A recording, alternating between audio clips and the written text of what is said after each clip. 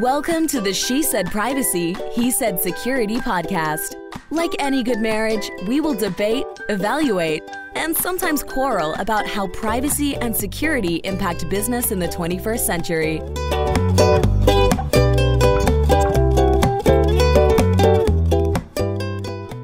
Hi, Jody Daniels here. I'm the founder and CEO of Clover Advisors, a certified women's privacy consultancy. I'm a privacy consultant and certified informational privacy professional, providing practical privacy advice to overwhelmed companies. Hi, I am Justin Daniels. I am a shareholder and corporate M&A and tech transaction lawyer at the law firm Baker Donaldson, advising companies in the deployment and scaling of technology. Since data is critical to every transaction, I help clients make informed business decisions while managing data privacy and cybersecurity risk. And when needed, I lead the legal cyber data breach response brigade. And this episode is brought to you by ding, ding, ding, Red Clover Advisors. We help companies to comply with data privacy laws and establish customer trust so that they can grow and nurture integrity. We work with companies in a variety of fields, including technology, e-commerce, professional services, and digital media. In short, we use data privacy to transform the way companies do business. Together, we're creating a future where there's greater trust between companies and consumers. To learn more and to check out our best-selling book, Data Reimagined, Building Trust One Bite at a Time, visit redcloveradvisors.com. Well, today is going to be super special. You're incredibly happy today. I had a wonderful cup of coffee and a really delicious chocolate smoothie. Okay. That's the way all days should get started. Because today we have Kabir Barday, who is the founder and CEO and chairman of the board of OneTrust. He holds a Fellow of Information Privacy with the IAPP, the highest designation of a privacy professional, and is a Henry Crown Fellow at the Aspen Institute. Kabir received his BS in computer science from the Georgia Institute of Technology and currently serves on the Georgia Tech Advisory Board. And Kabir, we are so delighted for you to join us today. Hi, Jody. Hi, Justin. Welcome to the party. Sometimes it's a little silly around here. Oh, it's gonna be fun. It's great to be on your podcast, especially after knowing each other for so many years, so through so many chapters of our personal lives and our businesses, both growing. So I am super excited to chat with you and Justin today. Well, wonderful. Justin's going to kick us off. Well, speaking of that, tell us about your career journey. What did you do pre-OneTrust, and what was the impetus for starting the company? Yeah, awesome. Thanks for Justin, the easy question to start with. So, like you mentioned, my background is super relevant to what I do today. I studied computer science, and within computer science, I studied AI, data security, networks, and entrepreneurship. So it's pretty much a lot of what I do today. And my first job was at a cybersecurity startup. And what I started noticing is I was working on implementing some of our biggest customers over time. I was actually building and doing product management on some of our key products. And I got a chance to work directly with big companies like GE and Shell and Johnson & Johnson as part of my role there. And we were building products at that company for bring your own device security. We had a piece of software that IT departments would deploy on employee devices to help the IT department monitor those phones to make sure there was nothing malicious happening on those phones, so that in return they could put email and all those things for the company on the phone. Part of that security monitoring involved understanding, for example, what list of applications an employee has on their device. And is seemingly benign. No, we couldn't see inside the applications, but just the list of the applications. But those big customers would tell me, Kabir, this is a problem in Europe. And I didn't really understand it. This was back in maybe 2012, 2013, 2014. And there was these early versions of privacy laws back then. And what I started realizing is that just by knowing, think about what apps you have installed on your device. And if your IT department and your boss and your entire company knew just the names of those apps. I mean, there are apps for every religion. There's apps for every medical condition. There's apps for every bank. There's apps for dating apps for every sexual orientation. And so these are all now special categories of personal information. And so this became a business problem for that company. And I built a privacy by design program within engineering and product that built privacy as what we call privacy first, as our message, as a set of capabilities, and as a set of features that employees would see and consent to. And we did it because we thought there was no law forcing us to do it, but because we thought it would differentiate us and drive adoption of our product. And I ended up winning the international award for privacy technology from IAPP at the time. And that's when I got immersed. I didn't know what the privacy was a field. I didn't know that it was a specialization, but that's where I was immersed. It was 2015. I went to the IAPP PSR in Las Vegas and got exposed to this entire profession. So that's how I got started. Well, from there, you have had quite the journey in building OneTrust. So we have also been talking about this concept of trust and privacy for a really long time. Trust is embedded in the name of OneTrust. What is your philosophy on why companies need to build trust with their customers?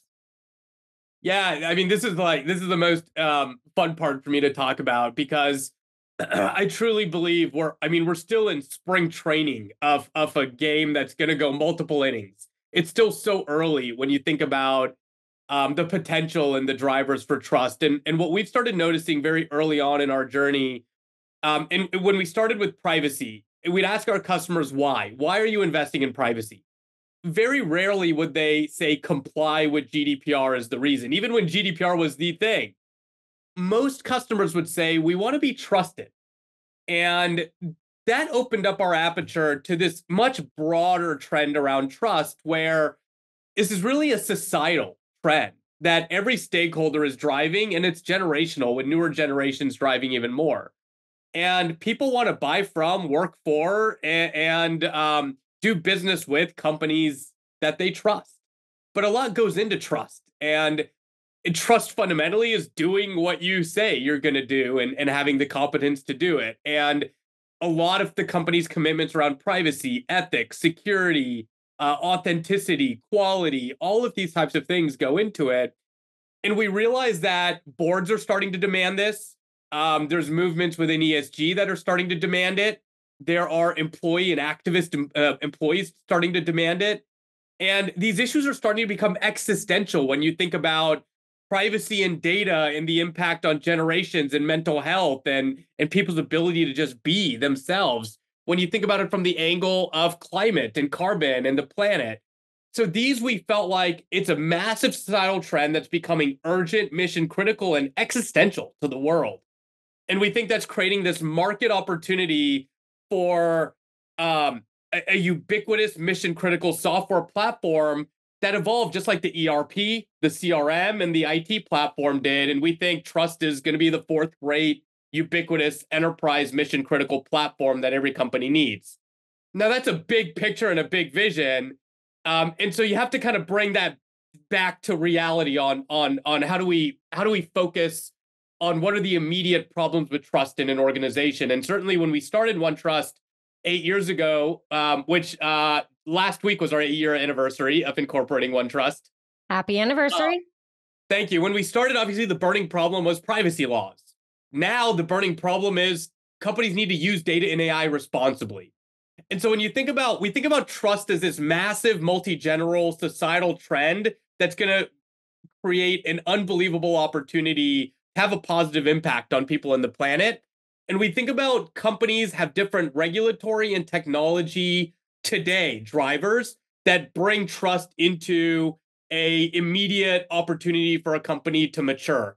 And that's what data and AI and the ability and the drive to use data and AI responsibly is doing for companies today. And that's how we focused and oriented the OneTrust mission right now. Kabir, you see a lot of different companies, just like we do, having numerous conversations as it relates to this concept of trust and then how they can demonstrate trust. Can you share what you're seeing and some recommendations on how can companies demonstrate trust with all these different stakeholders? Yeah. So trust is there are very few neutral trust events, is what we've seen. Every interaction with a brand is an opportunity to either build trust or break trust. And so as companies start to think about that in terms of their interactions, they start to think about all of these things: privacy, ethics, security, responsibility, fairness, bias, all these things from an interaction point of view. And that's interactions with all your stakeholders, your employees, number one, your customers, your vendors, your board members. And so customers are starting to think about this more holistically through those journeys. One of those things we're starting to see is marketing teams. Actually, the number one source of our revenue today at OneTrust actually doesn't come from privacy programs and privacy program development, although that is a massive part of our business.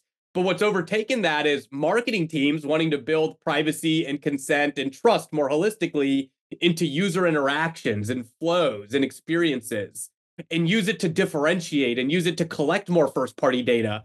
And so that's what's really exciting about what's happening in the market. And we've been talking for years, Jody, that privacy should be embedded in your user experiences, that privacy is a competitive advantage. And it's always been this abstract concept.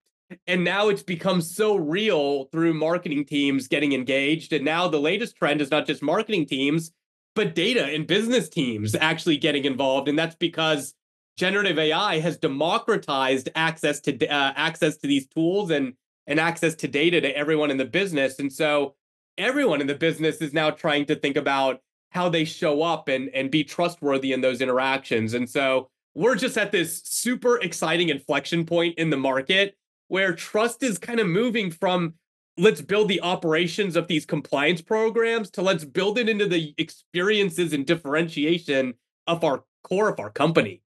So it's really cool to be here. It is very cool to be here and really exciting because as someone whose favorite part of privacy is that intersection of marketing and privacy.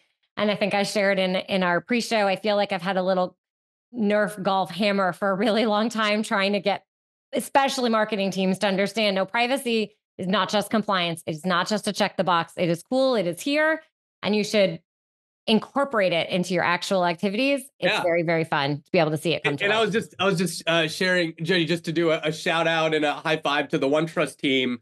I mean, this has been such a fun part of our journey. We pioneered a lot of the concepts around consent and preference management, have a lot of patents in this space. And just yesterday, we signed the biggest deal in OneTrust history, a multi-million dollar deal all around consent and preferences. And it was a partnership at that company between the cybersecurity lead, the CISO, which privacy is now falling increasingly under the CISO umbrella, and the marketing stakeholder. And that is, it was the director of global personalization strategy and marketing technology. So, I mean, those are different stakeholders than we've ever interacted with in the past. 5 years ago, that would have been crazy. And so it just speaks to the opportunity in the market and how things have changed and how, yeah, we're at the fun part now. Fun we are. You had some fun recently. That's right. Trust Week? Is that, are you teeing up? It is Trust Week. So speaking of Trust Week, what were some interesting observation themes from conversations that you can share with our audience? Thanks for that, Justin. First, we missed you and Jody at Trust Week. We appreciate having your team there, and we will do better to not schedule it on graduation weekend. And especially since my kids, as they approach, I guess, kindergarten soon, maybe in a couple of years, I'll start being aware of when graduations actually are. So Trust Week, this was really interesting. So, you know, on that concept of the evolution of the market, in the audience of Trust Week, I did a poll of who was in the audience. And it was a more diverse set of perspectives and stakeholders than I have ever seen in this profession. It was about a third IT and security, about a third privacy, legal ethics, and about a third business, marketing, and data users, data and analytics teams. I think it's really one of the only events that brings these stakeholders together. And as we reflected, we said, why are all these different, 20 different titles, different teams, different companies, a cement company from Belize to like a CPG company that's global, to an automotive company, to a funeral home company. I mean, it's every size, every shape. It's so diverse. What is bringing every company and every stakeholder together? And it's one thing that's top of mind for everybody. And it's how do we use data and AI responsibly? That's changed. Even 2 years ago, if you'd approach all these different stakeholders, they were working in their silo on their own thing. A privacy person was working on complying with their privacy laws. An ethics person was working on the DOJ requirements. A marketing person was just working on their personalization project. Now everyone collectively is thinking about responsible use of data and AI. And we see that kind of creating this new opportunity to bring trust that we know is cross-stakeholder into a very concrete, urgent, funded, and fun, transformative business opportunity. And so that was the whole theme around TrustWeek, responsible use of data and AI. And even if you go to OneTrust.com, you'll see that that's our entire platform today. And that's what's gluing it together. And it used to be that companies were focused on maximizing the collection and use of their data. But that's no longer good enough. And now it's the responsible collection and use of data that winning teams are focused on. But responsible use of data puts both the business teams and risk teams increasingly under pressure. Because on one side, you have business teams whose success depends on accelerating new data and AI initiatives. On the other side, you have risk teams who need to support that pace, but make sure nothing goes wrong with trust. And so as everybody kind of focuses on this question of how do we use data and AI responsibly, that's where a platform like OneTrust helps. I mean, it requires giving each of your individual risk teams visibility, control, and automation. So a security team, a privacy team, an IT risk team, a third-party risk team, an ethics team, a compliance team, they all need visibility into all the data and the context of that data. They need control over enforcing all the policies that need to go onto that data. And they need automation because there's no more people and money. They have to do this with less. And they've got to do it in a way that delivers speed and efficiency to the business teams. And so that's everything we do at OneTrust. And that's why we're seeing this really exciting opportunity to bring all these professionals together. Kabir, what would you say is the biggest challenge you're hearing from customers complying with privacy regulations these days? So specifically from the privacy angle, Jody, there are a few things. So first is there are new requirements being piled on to an existing privacy program that isn't ready to scale yet. So you have all these new state laws, and you have all these new things that hit privacy from different angles. So AI is a new angle that's hitting privacy. Ethics is a new angle that's hitting privacy. Third parties is a new angle that's hitting privacy. In Europe, you have DORA, which is a operational resilience regulation, but it hits privacy from a different angle. So all this stuff is piling on, and a lot of companies built the foundation of their privacy automation and program in kind of GDPR check the box compliance days. So there's this big gap between how do you mature and automate and be operationally efficient with your program to be able to add these new things in an incremental way, not as a way that needs to have everyone's hair on fire. And there's overlapping, these regulations now don't require privacy not to just think in a silo. They're all overlapping. So now there's an interdisciplinary skill that privacy needs to develop around how do I work with IT? How do I work with security? How do I work with the third-party teams and bring it all together? And our customers are thinking about a new way of kind of benchmarking their maturity and automation and the demands of that maturity and automation. Oh, and by the way, all of this is happening and there's no more budget and there's no more headcount for privacy people. So this is an unbelievably complex, demanding challenge. I think since it's such a cross-functional sport, I believe all the privacy teams should then go shopping for budget in all the other people's departments. Seems like a good way to help solve you nailed it. For all these challenges. You nailed it. You nailed it. So there are big budgets for data and AI projects, and responsible use of data and AI is a major part of that. Privacy is the single number one biggest issue with responsible data and AI use. And now it's urgent and mission critical. It's urgent and mission critical because with AI, there is no machine unlearning. So these algorithms are data hungry. Once you put data in, you can't get it out. You can't machine unlearn. So the data loss happens immediately and permanently. To undo it, you'd have to tear down everything in your AI stack and start over. And that's devastating. It destroys the entire concept. That's different than the old days, which was BI and analytics using AI, using data. Because in BI and analytics, if your dashboards and your AI projects and personalization is using data it shouldn't be using, you can just delete it and undo it. You can't undo it anymore.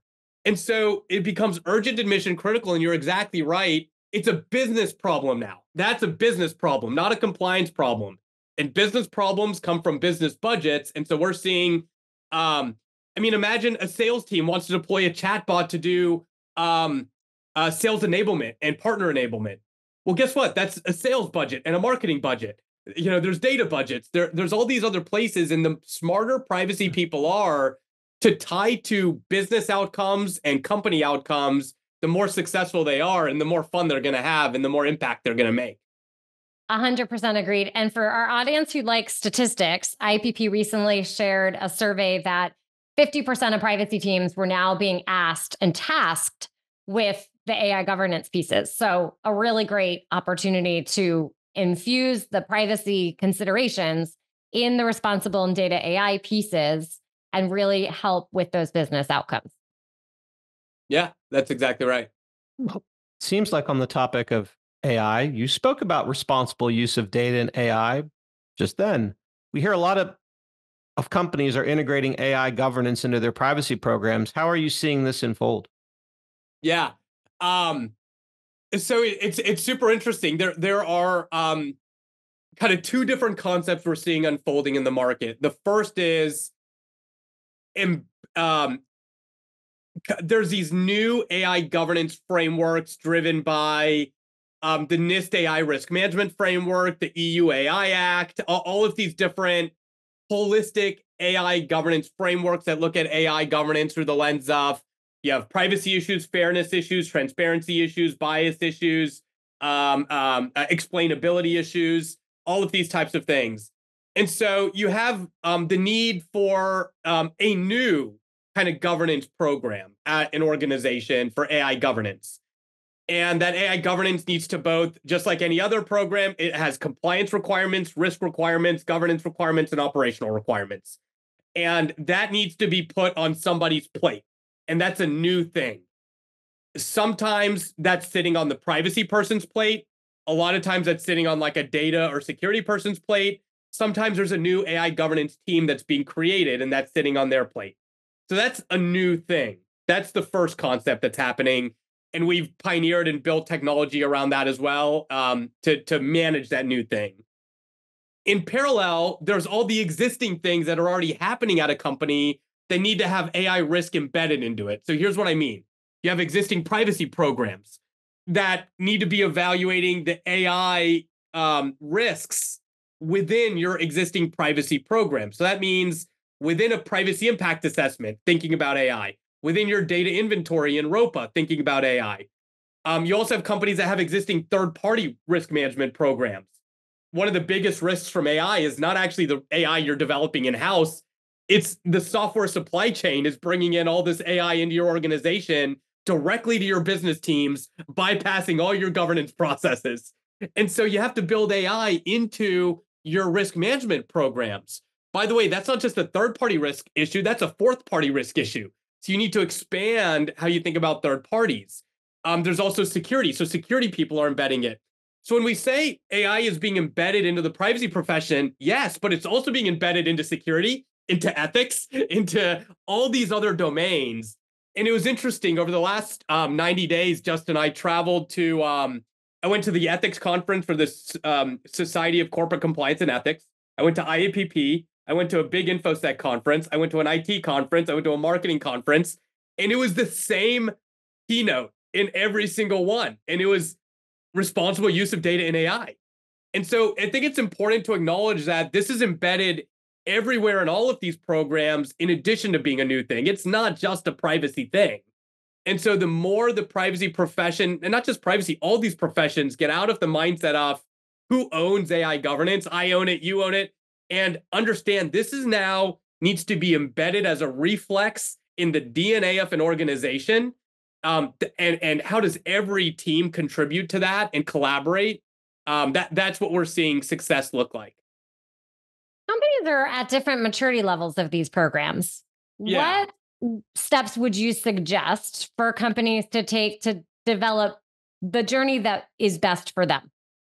Yeah, you nailed it, Jody. Maturity and automation as a concept within maturity is like the number one topic we're hearing privacy programs and other programs thinking about, because when you pile all these new requirements we talked about, Jody, new state laws and new AI demands, and the urgency of these AI demands because there's no machine on learning, this is now a blocker to go live of an AI project. That's driving these teams to have to mature and do automation. It's very clear. The first thing, I would say three things. The first is each program, whether it's a privacy program, a security program, a third-party management program, or an ethics program, they need to adopt some sort of maturity framework. And it doesn't matter what framework it is. I mean, all of them are great. We have a maturity framework we've developed at OneTrust, but it doesn't matter if you use that versus the AI CPA versus whatever it is. You got to be able to benchmark your maturity, number one. Number two, you got to start to have the right KPIs and KPIs that align to business outcomes. So those KPIs can be your ability to drive more personalization, your ability to collect a differentiated amount of first-party data to fuel your AI algorithms. Maybe your speed and your ability to onboard more vendors that are innovative, adopting AI to support your initiatives. So what are those KPIs that are not how many PI8s did I do today, which are like the old school KPIs, and adopt new KPIs that directly map to business outcomes of accelerating the responsible use of data and AI. So that's the second part of it. And the third part of maturity is maturing the interdisciplinary nature of how you collaborate, from being very informal and picking up the phone to the CISO and saying, how are you doing today? What are you working on? To actually building an AI governance committee or a AI ethics committee or just a responsible data committee that brings all these stakeholders together in a more formal way that builds that collaboration in an ongoing business as usual way rather than ad hoc. Those are the main concepts in maturity we're seeing right now. Very, very helpful. And I appreciate the connection to the business outcomes and the blend of good old-fashioned conversation meets actual disciplined program. You need both. One of the coolest things, but you say one of the coolest things we're working on right now that we're about to release is how do you bridge that conversation? Because there's so much business context, right, Jody? I mean, privacy people have told us for years they want automation, but there is no replacement for getting the business context from a human. You can't automate the discovery of the business context. But guess what? Multimodal AI, multimodal generative AI allows you to replace a bunch of questions in a assessment with a conversation facilitated by AI. So now what we're about to release is you open a OneTrust assessment, and it's a voice talking to you saying, hey, tell us a little bit about the project in your own words. And it's just a business team. Instead of a privacy person having to set up a conversation, it's the AI listening to the business, transcribing that, auto-answering the assessment questions, filling in this rich information. And it just eliminates the interviews, right? And brings that business context to life. So there's so much exciting automation that's coming out in this profession. Privacy people just need to keep going shopping for all their budgets. So knowing what you know about privacy, what is your best personal privacy tip you might share with your friends in our audience? I got a few. And so first, obviously, like, privacy is very important to me in my life, not just because of the nature of our business, but just because of my personal beliefs. And so I try to be incognito everywhere I can in my personal life. And I have kind of three things that I've done. The first is on all my apps, whether it's Uber or DoorDash or whatever, I have an alias, so I always use it. There's a different name that shows up than my real name. The second is the phone number that's in my email signature and that I give out is a routing number. So it gives me the ability to have more control over it, and only my close friends and family get my direct mobile number. Of course, Jody, you have my direct mobile number. And you know if it turns blue versus green, right? That you have my real number. And so that's the second thing I do. And the number three, like, when I bought my home, I very much believe in protecting. I have a third kid on the way now, so protecting my family confidentiality is really important. So my house I actually bought in an LLC rather than in my individual name. So that was another way of like nobody can even look up and find where I live. So those are some things I've done in my personal life. Those are really wonderful tips. Thank you for sharing. And no, I will not share your phone number with anyone who asks. Now, Kabir, when you are not traveling the globe, building OneTrust and attending all these conferences and helping companies with responsible and data practices, what do you like to do for fun?